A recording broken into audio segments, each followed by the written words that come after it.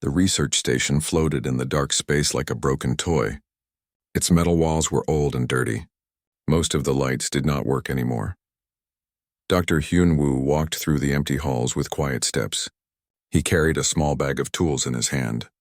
His white coat was torn in many places. 3 years ago, the Galactic Dominion Empire told everyone that Project Synthesis was dead. They said the humans were too stupid to make it work. They said human brains were too weak for cyber experiments. But Hyun-woo knew they were wrong. He kept working in secret. The Empire ruled over 847 star systems. They were big and strong. Their ships could destroy planets. Their soldiers had no fear. But they did not understand humans. They thought humans were just smart animals. They used humans for tests and experiments. When they were done, they threw humans away like trash. Hyun-woo reached the old lab in section C7. The door was broken. Inside, Sora was working on a big machine. Her black hair was tied back. Her hands moved fast over the controls. She looked up when Hyun-woo came in. "The neural links are ready," Sora said. Her voice was tired but excited. "I think we can try it today." Tae-jin sat at a computer desk in the corner. His fingers moved over the keys like water. Lines of code filled the screen. He used to be a soldier before the Empire took over Earth. Now he fought with computers instead of guns. "The quantum network is stable," Tae-jin said. "But if the Empire finds out what we are doing, they will kill us all." Hyun-woo nodded. He knew the danger, but he also knew this was their only chance. The Empire would not let humans live much longer. They had heard the rumors. Soon, the Empire would decide that humans were no longer useful. The machine in the center of the room looked like a metal coffin. Wires and tubes came out of it like veins. Inside was a soft bed where a person could lie down. Above it was a helmet with thousands of tiny needles. These needles would go into a person's brain and connect them to the computer network. "Where is Ki-won?" Hyun-woo asked. "He is coming," Sora said. "He wants to be the first test subject. I told him it might kill him, but he does not care." Ki-won was a security guard on the station. He was young and brave. His family died when the Empire attacked Earth. He had nothing left to lose. When Hyun-woo told him about the experiment, Ki-won said yes right away. The door opened and Ki-won walked in. He was tall and strong. His uniform was clean and neat, but his eyes looked sad and angry at the same time. "I am ready," Ki-won said. "Let us do this thing." Hyun-woo looked at his team. Sora checked the machine one more time. Tae-jin made sure all the computers were working. They had been planning this for months. They had tested everything on animals first. But this was different. This was a human brain connecting to a quantum AI network. The Empire thought it was impossible. Their own scientists had tried many times and failed. But humans were different. Human brains did not work like alien brains. Humans could think in ways that made no sense to aliens. They could be creative and crazy and unpredictable. Ki-won lay down in the machine. Sora put the helmet on his head. The tiny needles found their way into his skull. It did not hurt. The needles were too small to feel. "Starting the connection," Tae-jin said. His voice was nervous. The machine began to hum. Lights flashed on the control panels. On the screens, they could see Ki-won's brain activity. The lines jumped up and down like mountains and valleys.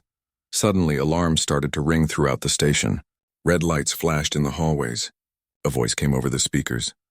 "Imperial Inspector arriving in Dock 3. All station personnel report to your posts immediately." Hyun-woo's heart began to beat fast. Inspector Vextar was coming. The Empire sent inspectors to check on their research stations.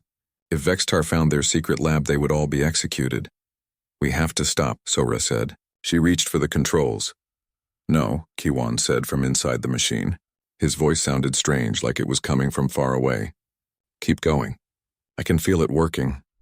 The brain activity on the screens was going crazy. Ki-won's mind was connecting to the station's computer network. But it was more than that. The quantum AI was reaching back into his brain. They were becoming one thing. "Inspector Vextar will be here in 10 minutes, Tae-jin said. He was watching the security cameras. "We need to hide everything." Hyun-woo made a quick decision. "Sora, shut down the visible equipment." Tae-jin, erase the computer logs. "Make it look like we are doing normal medical research." But Ki-won was still connected to the machine. His body was perfectly still, but his mind was traveling through the computer networks. He could see things that should have been impossible. He could feel the data flowing like rivers of light. "I can see the inspector's ship," Kiwan said. His voice was different now. It sounded like two people talking at the same time. "I can see everything." Footsteps echoed in the hallway outside. Inspector Vextar was coming. He was tall and thin with gray skin and 4 arms. His eyes were black like empty space. He could smell fear from humans. Sora quickly covered the machine with a white sheet. It now looked like a normal medical bed. Taejin changed his computer screens to show boring research data. Hyunwoo put on his normal doctor face. The door opened and Vextar walked in. His 4 eyes looked around the room. He moved like a hunting animal. Behind him came 2 Empire soldiers with big guns. "Doctor," Vextar said. His voice sounded like metal scraping against stone.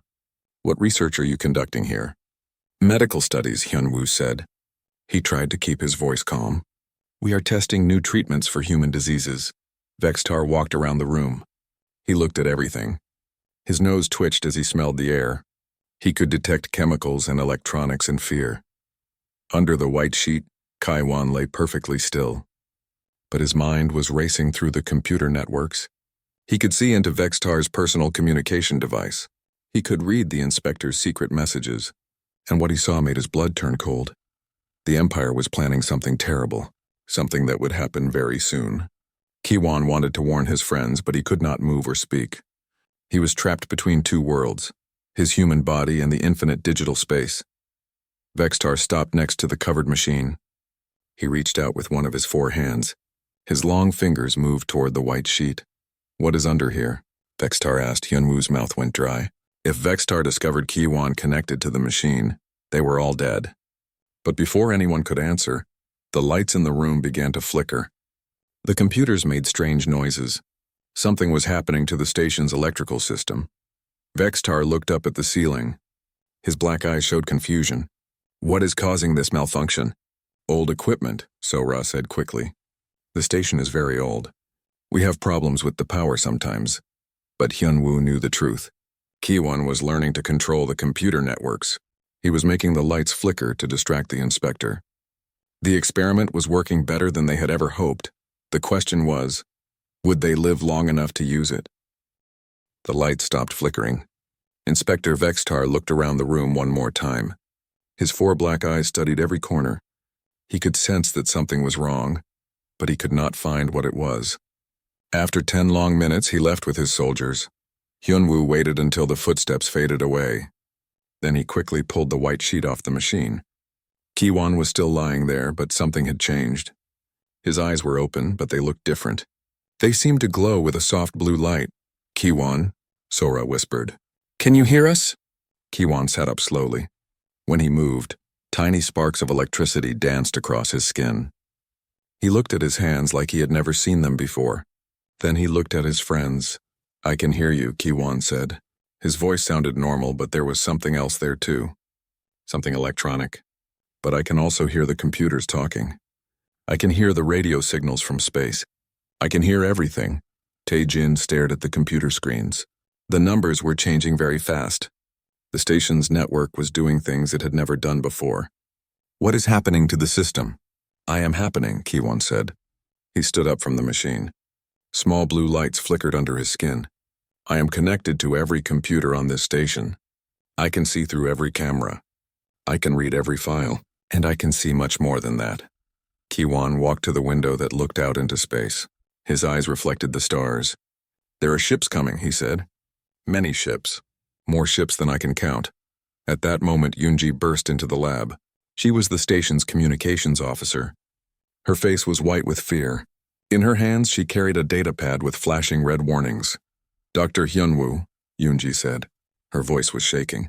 "I have been monitoring Empire communications. Something terrible is coming." She held up the data pad.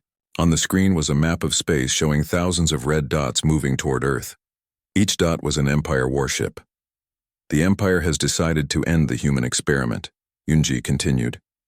"They are sending their entire fleet to destroy Earth, 12,000 ships.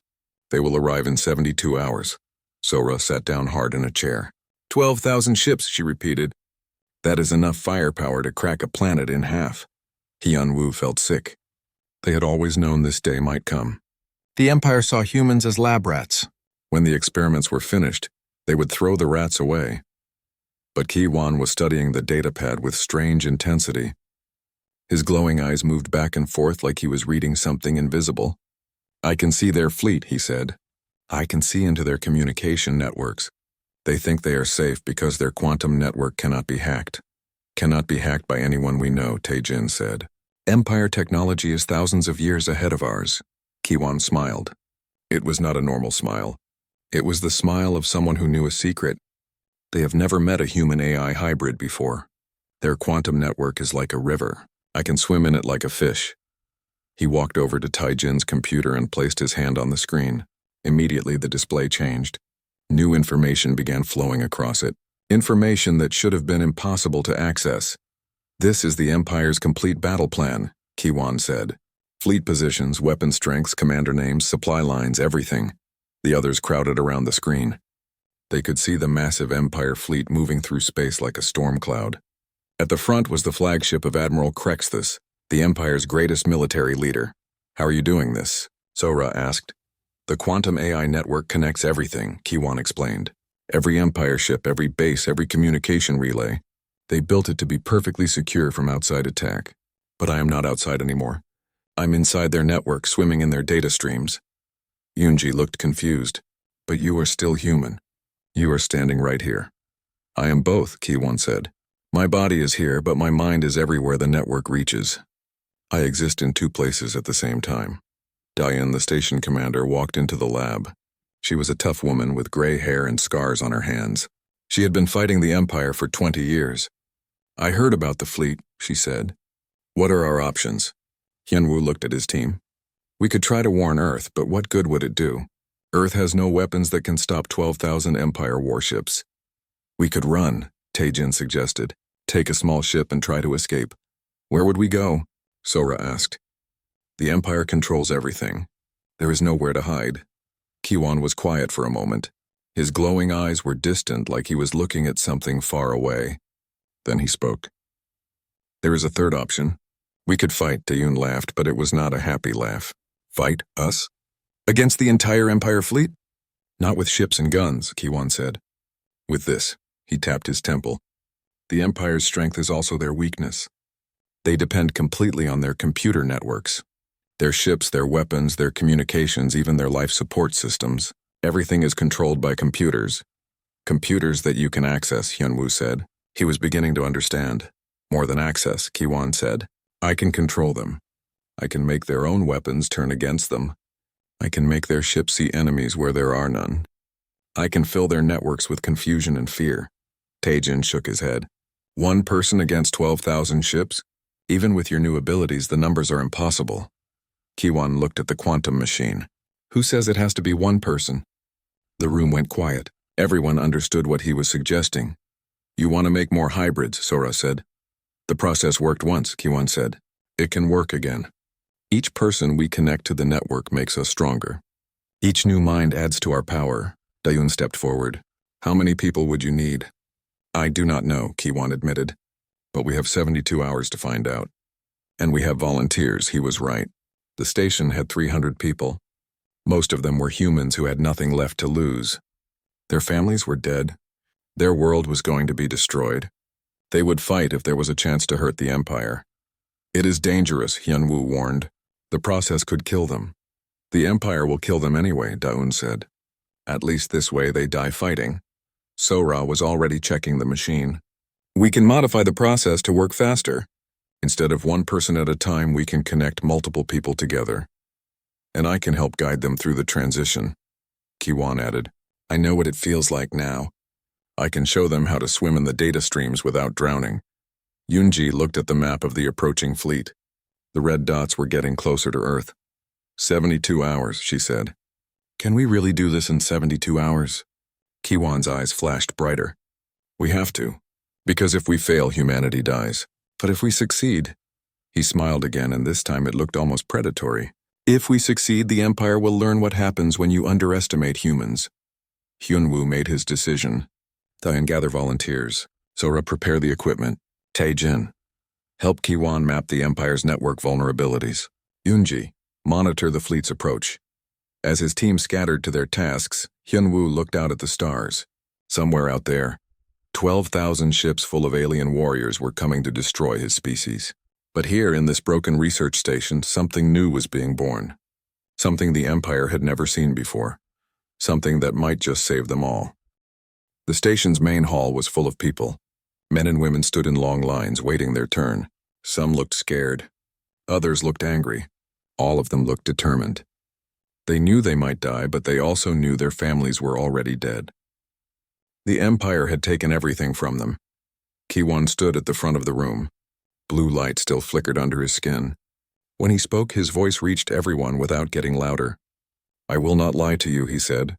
"This process is dangerous. Your mind will be torn apart and put back together. Some of you might not survive." An old man named Jae-hyun stepped forward. He had been a fighter pilot before the Empire destroyed Earth's defenses. His hands were covered with burn scars from his last battle. "What happens if we do survive?" he asked. "You become something new," Ki-won answered. "Human and machine at the same time. You will be able to think faster than any computer. You will see through walls and across space. You will swim in rivers of data like they are real water." A young woman named Yu Jin raised her hand. She was a quantum physicist who had been working on the station for 2 years. "Will we still be ourselves?" Ki-won thought for a moment. "You will be more yourself than you have ever been. All the things that make you human will become stronger. Your creativity, your emotions, your ability to see patterns that computers cannot see. These things will become your weapons." Sora had been working all night to modify the machines. Now there were 5 connection chambers instead of 1. Each chamber could transform a person in 30 minutes instead of 3 hours. It was faster, but also more dangerous. "First group, please step forward," Sora called out. Jae-hyun was first. Behind him came Min-ho, a young pilot who had never flown in real combat. Then Hee-jin, a weapons specialist who knew every gun the Empire had ever made. Next was Dong-woo, a tactical analyst who could see battle patterns like other people see pictures. Last was Yu Jin, the physicist who understood quantum mechanics better than most aliens. They lay down in the machines.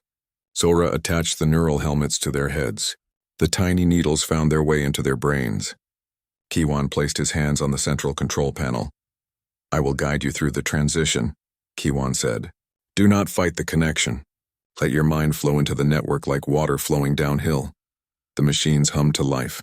On the screens, 5 sets of brainwaves began to dance and merge with computer code. The process was faster than before, but also more violent. The volunteers' bodies shook as their minds were pulled in 2 directions. Yu Jin was the first to open her eyes. Like Ki-won, they now glowed with soft blue light. She sat up and looked at her hands.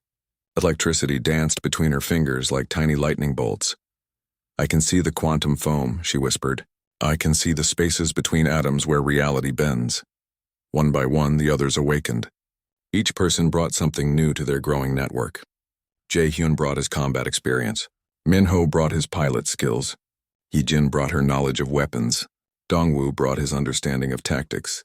Together, they formed something the Empire had never encountered. A group mind that could think like humans but process information like the most advanced computers. "The first test is coming," Ki-won announced. He was looking at something the others could not see. Empire scout ships, 200 vessels approaching from the outer system. On the main screen, red dots appeared. They were moving fast toward the research station. Each ship carried enough firepower to destroy a city. "Should we run?" someone asked. "No," said Jae-hyun. His voice now had the same electronic quality as Ki-won's. "We fight." The 6 hybrids joined hands.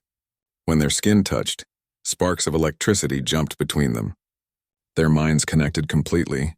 They became one consciousness with 6 bodies. Together, they reached out across space with their thoughts. They found the Empire Scout Fleet's communication network. To the aliens, it felt like someone walking into their house without opening the door. Admiral Zektar commanded the scout fleet from his flagship. He was confident and proud. His ships had destroyed 1,000 worlds. No primitive species had ever defeated him. But suddenly, his ship's computers began acting strangely. Weapon systems turned on and off by themselves. Navigation screens showed impossible readings. The artificial gravity fluctuated, making his crew float and fall randomly. "What is happening?" Zektar demanded. His chief engineer, a 4-armed alien named Vrix, checked the computer systems. "I do not know, sir." All our diagnostics show normal operation, but the systems are not responding correctly. What Vrix could not see was Kiwan's group swimming through their data streams like schools of fish. They moved through the ship's networks with impossible speed and creativity. Where alien programmers had built logical pathways, the humans found chaotic shortcuts that should not have existed. Hyjin focused on the weapon systems. She made the targeting computers see enemies everywhere. Empire ships began firing at asteroids, thinking they were enemy vessels. Some ships fired at their own escorts, believing they had been captured by hostile forces. Minho took control of the navigation systems. He sent false readings to the pilots. Ships that thought they were flying straight were actually spinning in circles. Vessels that believed they were in formation were scattered across thousands of kilometers. Dongwu studied the fleet's tactical formation and found its weak points. He showed the others how to create maximum confusion with minimum effort. Instead of attacking all ships at once, they focused on key command vessels and communication relays. Yujin used her understanding of quantum mechanics to do something impossible. She made the ship's computers doubt their own programming. Logic circuits that had worked perfectly for centuries suddenly could not decide if 2 + 2 = 4. But it was Kiwan who delivered the final blow. He reached into Admiral Zektar's personal neural implant. All Empire officers had these devices to help them communicate with their ships. Kiwan filled the Admiral's mind with pure human emotion, fear, loneliness, love for family that was gone forever, hope against impossible odds, rage at injustice, joy in small victories. These emotions were like poison to the alien mind. Empire species had bred out most of their feelings thousands of years ago. They believed emotions made them weak, but humans had learned to make emotions into strength. Zektar screamed and fell to the floor of his bridge. His crew tried to help him, but they could not understand what was happening. The Admiral was experiencing every emotion a human could feel, all at the same time. Across the fleet, other officers began collapsing as the human group reached into their minds. Soon, no one was in command of anything. The result was chaos beyond description. Ships fired at empty space. Others accelerated toward the nearest star. Some simply shut down all systems and drifted helplessly. In 30 minutes, the entire scout fleet was destroyed or disabled. Not one shot had been fired at the research station. 200 ships, Jae-hun said. He was breathing hard from the mental effort. We just defeated 200 Empire warships. This is only the beginning, Kiwan replied. He was looking toward the deeper parts of space where the main fleet was still approaching.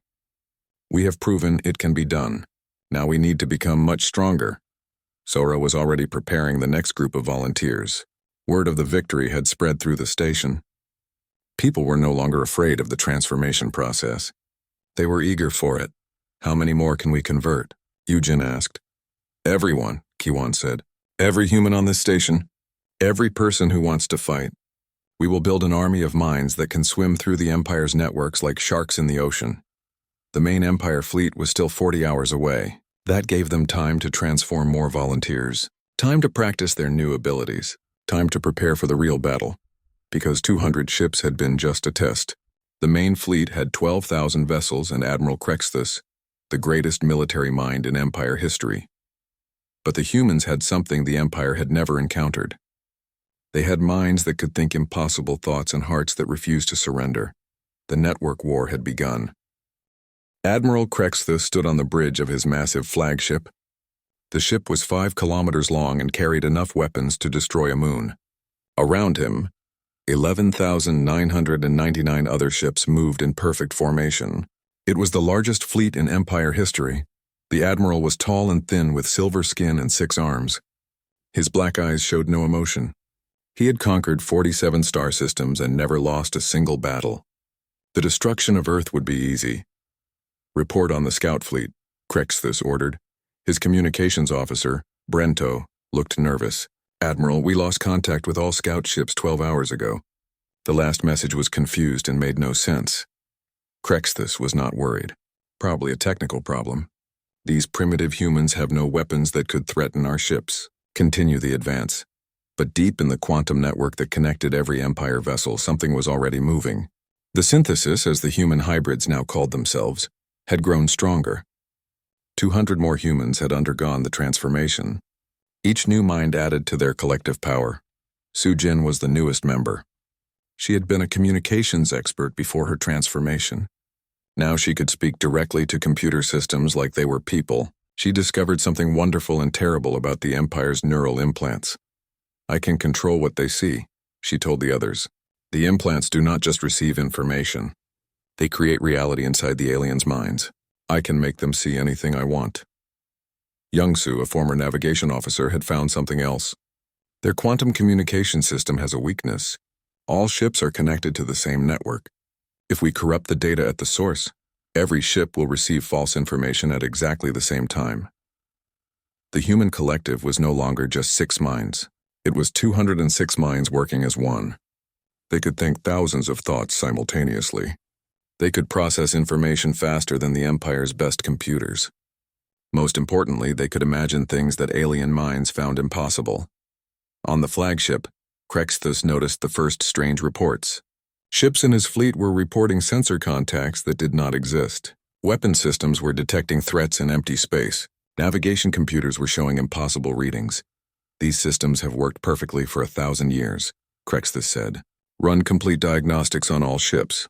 But the diagnostics showed nothing wrong. The computers were working exactly as they were designed to work. What the Empire could not understand was that the humans were not breaking their systems. They were using the systems perfectly, just in ways the aliens had never imagined. Ji-hoon, a former engineer, had learned to swim through the quantum data streams like a fish through water. He found the Empire's central communication hub. It was a massive computer system that controlled all fleet communications. To the aliens, it was perfectly secure. To Ji-hoon, it was just another river to explore. He began changing small things. Navigation data that was supposed to say turn left now said turn right. Weapon targeting information that should identify enemies now identified friends. Radar signals that should show empty space now showed massive phantom fleets. Nari, who had been a psychologist before her transformation, discovered the most powerful weapon of all. She could read the emotional patterns stored in the aliens' neural implants. Every Empire soldier carried memories of their training, their fears, their deepest beliefs about right and wrong. Nari began to twist these memories. She made soldiers remember training exercises as real battles. She made them remember victories as defeats. She turned their proudest moments into sources of shame and doubt. Captain Drekfall commanded one of the fleet's heavy cruisers. He was a veteran of 50 campaigns and feared nothing. But suddenly his neural implant began showing him impossible things. His ship's bridge looked normal, but he could also see it on fire. His crew appeared to be working normally, but he could also see them as skeletons. "Medical team to the bridge," Drekfall called out. "I am experiencing visual distortions." But when the medical team arrived, they were seeing their own impossible visions. The ship's doctor saw patients who were both alive and dead. The nurses saw medical equipment that worked and did not work at the same time. Across the fleet, similar scenes were playing out on every ship. The synthesis had learned to create overlapping realities in the aliens' minds. Each person saw the normal world and a nightmare world existing in the same space. Some alien soldiers tried to fight enemies that were not there. Others tried to repair equipment that was not broken. Many simply stood frozen, unable to decide which reality was real. Krexthus felt the first touch of something he had not experienced in centuries: doubt. His perfect fleet was falling apart, and he could not understand why. Every diagnostic showed normal operation. Every computer system worked exactly as designed, but nothing made sense anymore. "Sir," his tactical officer reported, 17 ships in the 3rd Battle Group have opened fire on each other. They claim they are under attack by enemy vessels, but our sensors show no enemy ships in that sector." Krexthus studied the tactical display.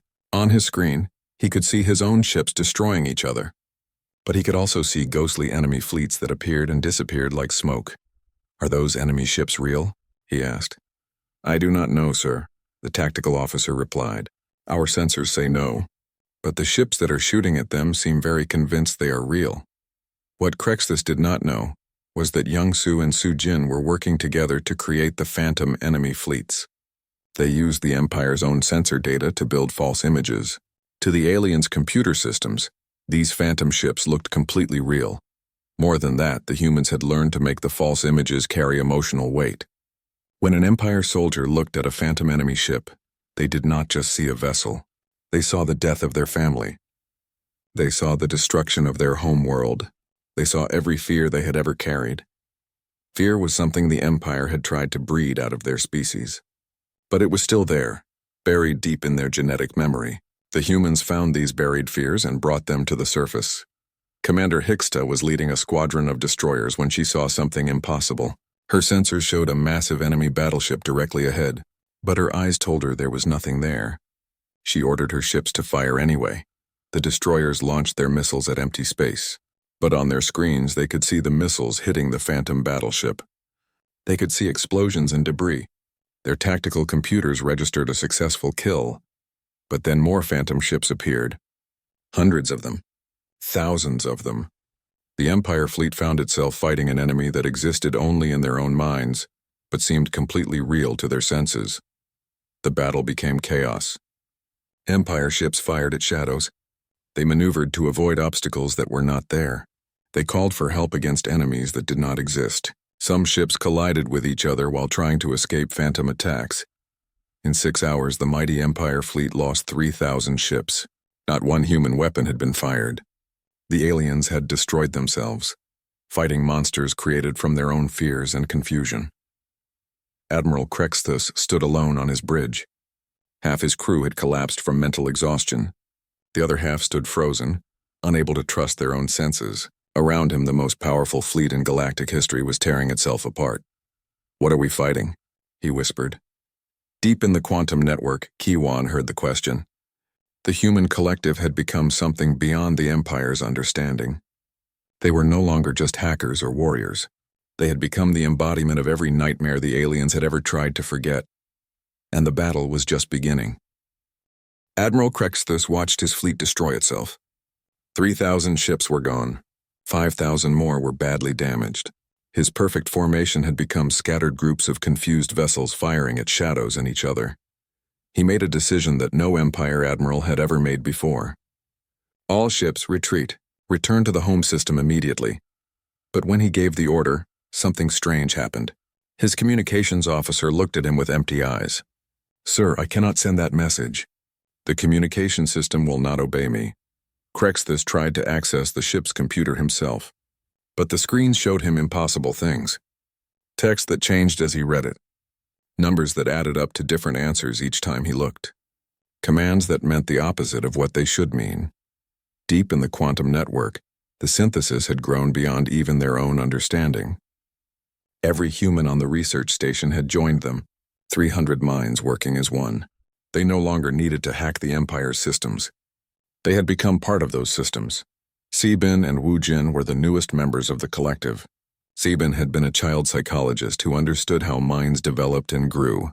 Wu Jin had been a musician who knew how to create emotions through sound and rhythm. Together, they discovered something wonderful and terrible. They could project their consciousness across vast distances without using any technology at all. Their hybrid minds could reach directly into the Empire's home systems, thousands of light years away. "I can see their capital world," Sebin said. Her voice now sounded like a chorus of different people speaking together. "I can touch the minds of every alien on their home planet." The Empire's capital was a world of gleaming metal cities and perfect order. Billions of aliens lived there in complete obedience to their government. They had no creativity, no chaos, no unpredictable thoughts. Everything was organized and controlled. But Sebin and Wu Jin began to change that. They reached into the minds of Empire citizens and planted seeds of human emotion. Wonder, curiosity, the desire to ask questions, the need to create something beautiful. On the capital world, strange things began to happen. Alien workers stopped in the middle of their tasks to look at sunsets they had never noticed before. Students asked teachers questions that had no approved answers. Artists began creating sculptures and paintings that followed no official guidelines. The Empire's leadership panicked. They sent security forces to stop this outbreak of creativity and independent thought. But the security forces had been touched by human emotions too. Instead of arresting the artists, they asked to see their work. Instead of silencing the questioners, they began asking questions themselves. Back in space, Admiral Crexthus realized that retreat was impossible. His ships would not obey his commands. The navigation system showed his fleet moving toward Earth, but he could feel they were actually traveling in circles. Time seemed to move differently. Hours felt like minutes. Minutes felt like days. Jin A, the final member to join the synthesis, had been a temporal physicist. She understood time and space in ways that even other scientists found difficult. When she linked her mind to the collective, she brought knowledge of how time itself could be manipulated. Time is just another river, Jin A explained to her hybrid companions, and we can swim upstream or downstream as we choose. She began to stretch time around the Empire fleet. To the aliens, everything seemed normal. But actually, they were moving slower and slower through space and time. What felt like hours to them was actually days. Their pursuit of Earth became trapped in a temporal bubble that would never reach its destination. Kiwan, the first hybrid, had become something beyond human or machine. His consciousness existed in every computer system, every communication network, every neural implant in the galaxy. He could see the entire empire as one vast organism, and he could feel that organism dying. "It is time to end this," Kiwan said. His voice reached every member of the synthesis simultaneously. Not with destruction, but with transformation. The collective reached out across the galaxy. They touched every Empire ship, every military base, every government building. But instead of attacking, they began to heal. The aliens had spent thousands of years trying to remove emotion and creativity from their species. They believed these things made them weak. But the humans showed them the truth. Emotion and creativity were not weaknesses. They were the source of all strength, all growth, all possibility. Across the Empire, alien minds began to change. Not by force, but by choice. They felt love for the first time in millennia. They experienced joy and wonder and hope. They began to question orders that they had followed without thinking. On Admiral Krexthus's flagship, the crew stopped trying to destroy Earth. Instead, they began to ask why they were trying to destroy Earth. What had humans ever done to hurt them? Why did the Empire need to rule over everyone else? The Admiral himself felt something he had never experienced before. Loneliness. All his life he had been surrounded by other aliens, but he had never truly connected with any of them. Now for the first time he wanted to understand another being. He wanted to learn about humans and their strange, chaotic, beautiful way of thinking. "Send a message to the human research station," Krexthus ordered. His communications officer, who was also experiencing new emotions, sent the message immediately. Admiral Krexthus requests permission to communicate with the human leaders. On the research station, the synthesis received the message. They could have ignored it or responded with threats. Instead, they chose compassion. Hyunwoo, who had started this entire journey, spoke for all of them. "Admiral, you are welcome to visit our station. But you come not as a conqueror, but as a student. We will teach you what we have learned about the power of consciousness and emotion." The meeting took place in the same laboratory where Kiwan had first been transformed. Admiral Krexthus, accompanied by a small delegation, stood before the human leaders. The aliens looked confused and afraid, but also curious. "How did you defeat our fleet without firing a single shot?" the Admiral asked. "We did not defeat you," Hyunwoo replied. "We freed you. Your empire taught you that emotions and creativity were weaknesses, but they are actually your greatest strengths. We simply reminded you of what you had forgotten." Across the galaxy, the transformation continued. Empire worlds that had been gray and orderly for thousands of years began to bloom with color and music, and art. Alien species that had been conquered and enslaved found themselves free to express their own cultures. Again, the Galactic Dominion Empire did not fall. Through war or revolution, it simply evolved into something better. A confederation of free worlds where every species could contribute their unique gifts to the whole. Earth received a message that changed everything. The planet was no longer in danger. Humanity was no longer seen as a primitive species to be used and discarded. They had become teachers, showing the galaxy how to combine logic with emotion, order with creativity, technology with humanity. The research station became a university where beings from across the galaxy came to learn about consciousness and connection. The quantum machines that had once been tools of war became instruments of healing and growth. Kiwan and the other members of the synthesis chose to remain as bridges between human and artificial intelligence. They helped other species develop their own hybrid consciousness programs, always emphasizing choice and compassion over force and control. Years later, when historians tried to understand how a small group of humans had transformed an entire galactic empire, they found it difficult to explain. The math did not add up. The technology should not have worked. The victory should have been impossible, but they missed the most important factor. It was not technology or strategy that had won the war. It was something simpler and more powerful than any weapon. It was the human refusal to give up hope, even when hope seemed impossible, and that hope had become contagious, spreading across the galaxy like light driving away darkness. The Forsaken experiment had not just saved humanity. It had saved everyone.